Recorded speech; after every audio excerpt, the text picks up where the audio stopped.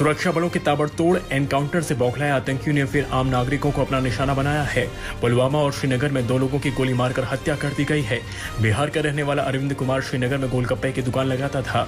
श्रीनगर के ईदगाह पार्क में आतंकियों ने अरविंद को गोली मारी। ये वही इलाका है जहां कुछ दिन पहले ही बिहार के गोलगप्पे वाले को आतंकियों ने मौत के घाट उतार दिया था। दूसरा आतंकी हमला पुलवामा में हुआ, जहां यूपी के रहने वाले सागिर अहमद को दहशतगर्दों ने मार दिया। सागिर को भी आतंकियों ने गोली मारी, जिसे गंभीर हालत में अस्पताल में पहुंचाया गया, जहां उसे दम तोड़ दिया। सागिर अहमद पुलवामा में कारपेंटर का काम करता था। निर्दोष नागरिकों की हत्या पर जम्मू कश्मीर के पूर्व मुख्यमंत्री उमर अब्दुल्ला ने निंदा की है। जम्मू कश्मीर में सुरक्षा बलों का ताबड़तोड़ एनकाउंटर जारी है। पुलवामा में आतंकियों को ढेर करने के बाद पंपोर में भी लश्कर के 3 आतंकियों को मार गिराया गया। इस लिस्ट में एलईटी का टॉप कमांडर उमर मुश्ताक और शाहिद खुर्शीद शामिल है। सुरक्षा बलों के मुताबिक पिछले 24 घंटे में 5 में से 3 आतंकियों को मौत के घाट उतार दिया गया है। पंपोर में भी जिन आतंकियों का सफाया किया गया है वो सभी सिविलियन किलिंग में शामिल थे। उमर मुश्ताक ने 2 पुलिस अधिकारियों की हत्या की थी, वहीं शाहिद खुर्शीद ने आम नागरिकों को अपना निशाना बनाया था। अवैध धर्मांतरण की जांच में जुटी यूपी एटीएस को अब लगभग 100 करोड़ की विदेशी फंडिंग के सबूत हासिल हुए हैं। इतना ही नहीं, गिरफ्तार किए गए 16 आरोपियों में से 2 आरोपी अलकायदा के संपर्क में भी आ चुके थे। हवाला के जरिए अवैध धर्मांतरण के इस अभियान के लंदन से लेकर अमेरिका और खाड़ी देशों से फंडिंग हो रही थी, जिसमें गुजरात से ऑपरेट होने वाला हवाला सिंडिकेट अहम भूमिका में था। यूपी एटीएस ने अब तक दाखिल की 10 आरोपियों के खिलाफ दूसरी चार्जशीट में इस फॉरेन फंडिंग का 89 करोड़ हवाला के सिंडिकेट से पहुंचाना बताया है। सिंघू बॉर्डर पर हुई युवक की हत्या के मामले में दूसरी गिरफ्तारी हुई। पुलिस ने जालंधर के जंडियावाला गांव से निहंग नारायण सिंह को गिरफ्तार किया, जिस पर दिल्ली बॉर्डर पर युवक के कत्ल में शामिल होने का आरोप है। नारायण सिंह हत्या के बाद अपने गांव वापस लौट गया। वहीं पहले आरोपी सरदार सरबजीत सिंह को पुलिस ने सोनीपत से सिविल जज की कोर्ट में पेश किया। हरियाणा पुलिस ने कोर्ट से आरोपी को 14 दिन के पुलिस रिमांड पर भेजने की मांग की। हालांकि कोर्ट ने पुलिस की ओर से मांग की गई 14 दिनों की बजाय 7 दिन की रिमांड की मंजूरी दी। पुलिस के मुताबिक निहंग सरबजीत सिंह अपने डिस्क्लोजर स्टेटमेंट में 4 नाम बताए हैं।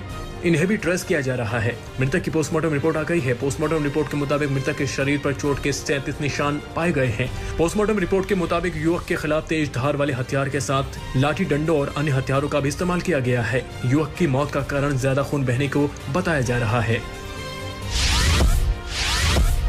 केरल में भारी बारिश की वजह से जनजीवन अस्त व्यस्त हो गया है। मौसम विभाग ने 5 जिलों में रेड अलर्ट जारी किया है, जबकि 7 जिलों के ऑरेंज और 2 जिलों में येलो अलर्ट जारी किया है। केरल के मुख्यमंत्री पिनराई विजयन ने स्थिति का जायजा लेने के लिए एक आपात बैठक बुलाई। राज्य के पहाड़ी इलाकों में रात के समय आवाजाही पर प्रतिबंध लगा दिया है। वहीं केरल के वायनाड से सांसद राहुल गांधी ने ट्वीट कर लोगों से सुरक्षित रहने के लिए कहा है।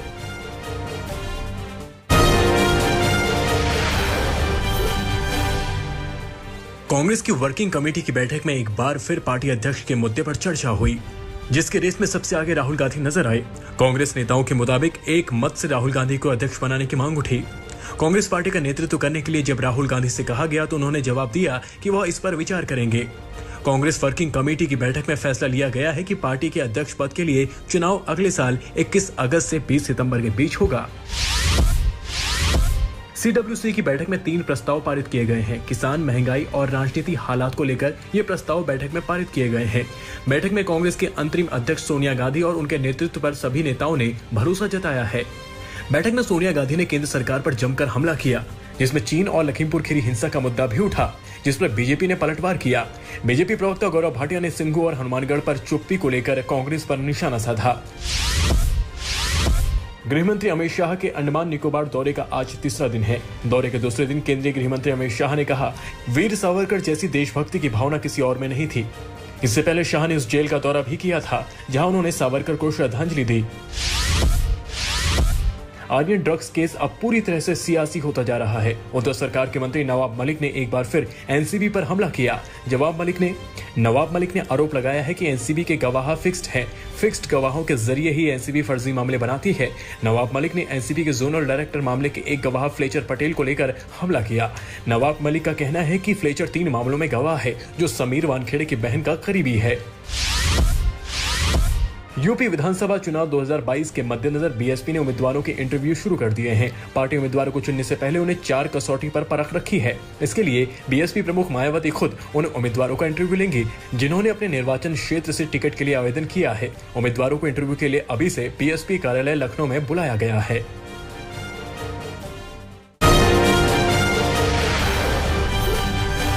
यूपी के फतेहपुर में पुलिस व बदमाशों के बीच मुठभेड़ में 25-25 हजार के 2 इनामी बदमाशों को गोली लगी। पुलिस ने बदमाशों के पास से लूटी हुई कार, दर्जनों कारतूस व गाड़ियों के फर्जी नंबर प्लेट बरामद किए हैं। घायल बदमाशों को अस्पताल में भर्ती कराया गया है। गाजियाबाद में थूक लगाकर रोटी और नान बनाने का वीडियो वायरल हो रहा है। वायरल वीडियो गाजियाबाद के कोतवाली थाना क्षेत्र में जीटी रोड पर एक चिकन कॉर्नर का है। वीडियो में तंदूर पर रोटी बनाने वाला कारीगर रोटी पर थूक लगाकर बनाता नजर आ रहा है। वायरल वीडियो का गाजियाबाद पुलिस ने संज्ञान लिया है। पुलिस जांच कर रही है।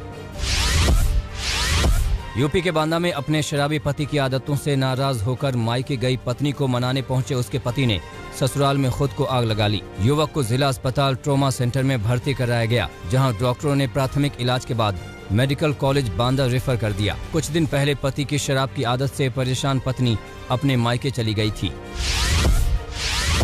मैनपुरी में देवर ने भाभी की फावड़े से काटकर हत्या कर दी। खेत से पानी निकालने को लेकर हुए विवाद में देवर ने इस घटना को अंजाम दिया।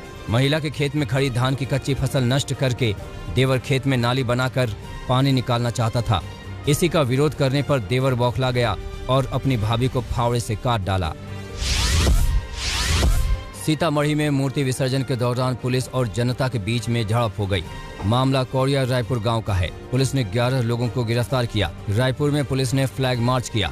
चप्पे चप्पे पर पुलिस की तैनाती की गई। बीती शाम दुर्गा पूजा की मूर्ति विसर्जन के समय मामूली सी बात पर पुलिस और स्थानीय लोगों के बीच झड़प हो गई थी, जिसमें 2 दारोगा, 1 महिला कांस्टेबल और 1 चौकीदार जख्मी हो गए थे।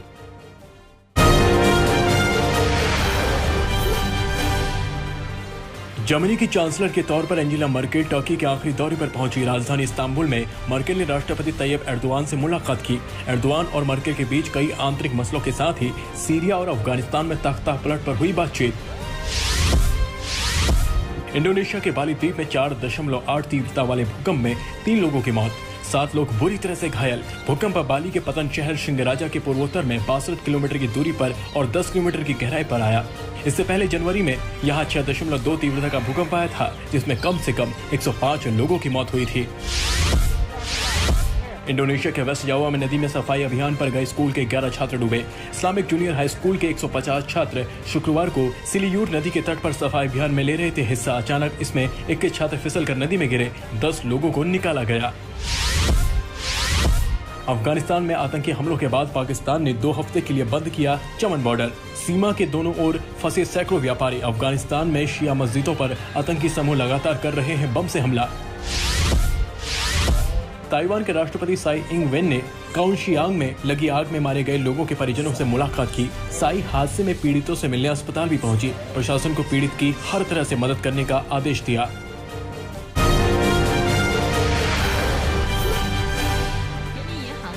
चीन के सेंट्रल बैंक ने एवरग्रांडे संकट पर दिया चौंकाने वाला बयान। एवरग्रांडे को बताया कंपनी का निजी मसला। साथ ही चीन के रियल एस्टेट सेक्टर पर एवरग्रांडे से किसी भी तरह के संकट पड़ने की बात से भी किया इनकार। नासा ने पहली बार बृहस्पति ग्रह के छोटे तारे ट्रोजन पर भेजा लूसी एयरक्राफ्ट। ट्रोजन सौर मंडल के बाहर है, इसलिए नासा के इस मिशन को पूरा होने में लगेंगे करीब 12 साल। 7,500 करोड़ रुपए आई है मिशन की कुल लागत। चीन की एक महिला समेत 3 अंतरिक्ष यात्री 6 महीने के बड़े मिशन पर शेनझू 13 से स्पेस स्टेशन के कोर मॉड्यूल तिनयानहे पहुंचे। वह तिनयानहे का निर्माण कार्य पूरा करने के लिए 6 महीने तक वहां रहेंगे। ये चीन के इतिहास में अंतरिक्ष का सबसे लंबा मिशन है और वांग स्पेस स्टेशन जाने वाली चीन की पहली महिला अंतरिक्ष यात्री है। अमेरिका के पेंसिल्वेनिया स्थित स्केयर हाउस ने अपने 20 वर्षगांठ पर बन्नी क्रिपो और क्राउन नाम के असली स्केयर हाउस को देखकर लोग सन्न रह गए। डरे सहमे दर्शकों का वीडियो स्केयर हाउस के प्रबंधकों ने जारी किया। शरणार्थी संकट पर बनी स्पेनिश फीचर फिल्म मेडिटेरेनियो का रोम फिल्म फेस्टिवल में हुआ प्रीमियर। फिल्म में ऑस्कर कैंपस द्वारा सीरियाई शरणार्थियों की जान बचाने और उनके जीवन पर होने वाले असर को फिल्माया गया है।